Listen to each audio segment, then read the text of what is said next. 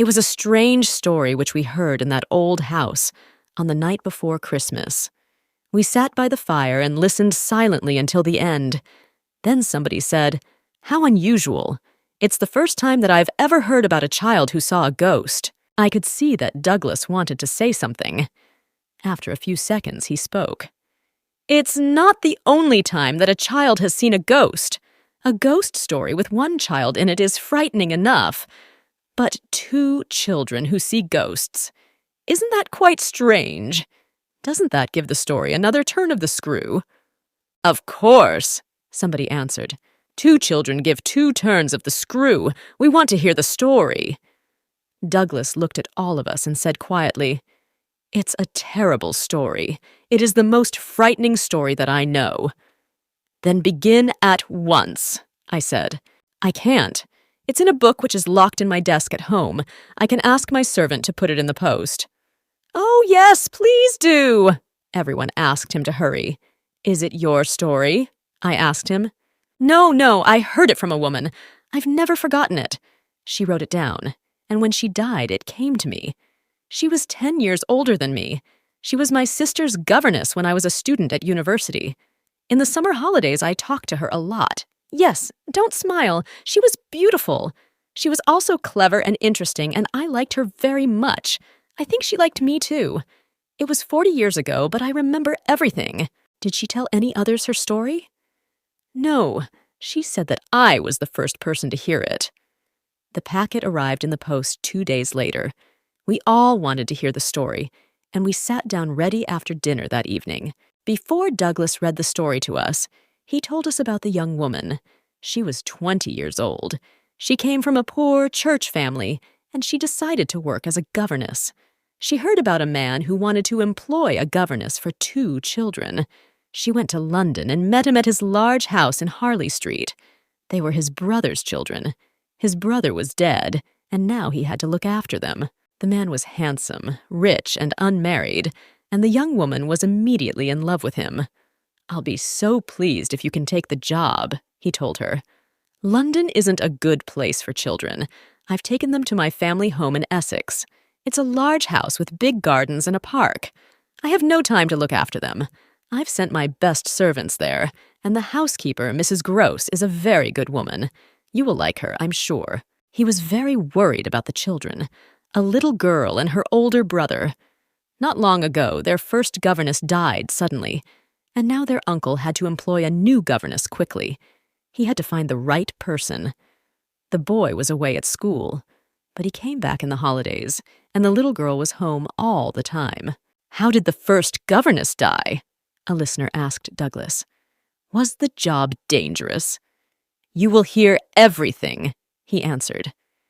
The young lady did not give her answer at once. It was her first job, and the house was big and almost empty. The money was good, but could she be happy there, alone? She wanted to help this wonderful man, but could she look after the children well enough? She returned to the house in Harley Street 2 days later.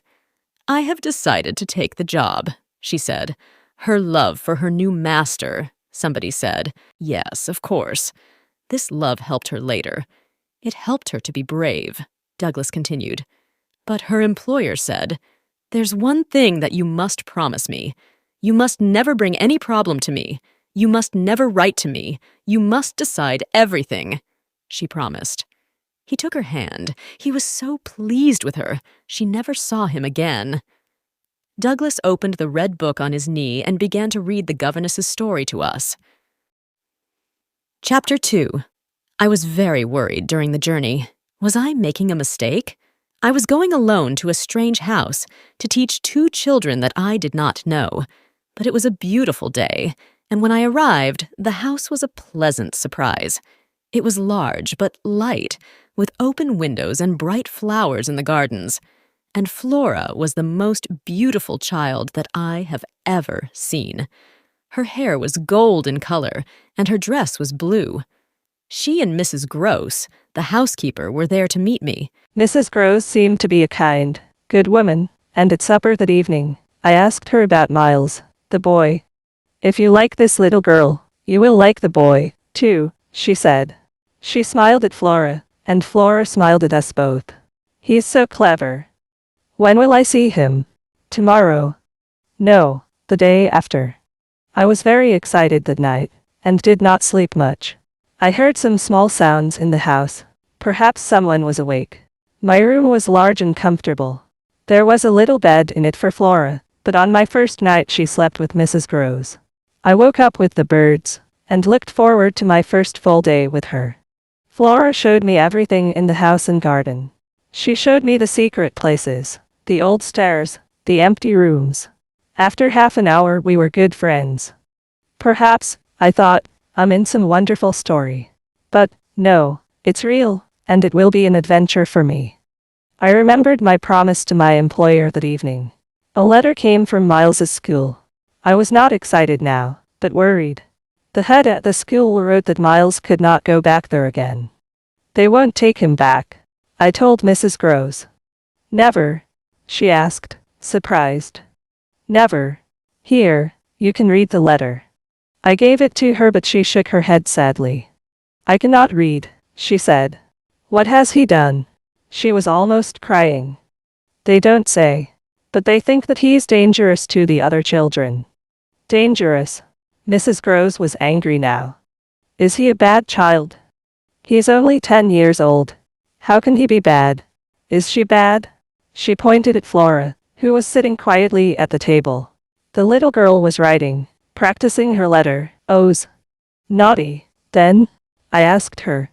Oh yes, of course, he is sometimes naughty. But every boy must be naughty sometimes. Yes, a boy who is not naughty is not a boy for me. Later, before Miles arrived, I asked her about the last governess. What kind of lady was she? She was young and pretty like you. Was she careful with the boy? With some things, yes. But perhaps not with everything.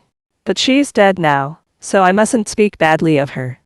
Yes, of course, I said, quickly. Was she ill? Did she die here? No, she went for a holiday. Then she died, the master told me. How did she die? He didn't say.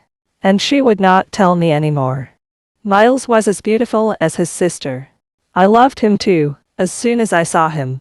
He had a sweet innocence, and I could not understand the school's letter. He can't be bad. It's not possible, I said to Mrs. Groves later. Look at him. Yes, I look at him all the time, she smiled. What will you do? I won't answer the letter. I can't write to his uncle. And I won't speak to Miles about it. Good, Mrs. Groves said. Then together we'll be friends to the two children. She kissed me like a sister.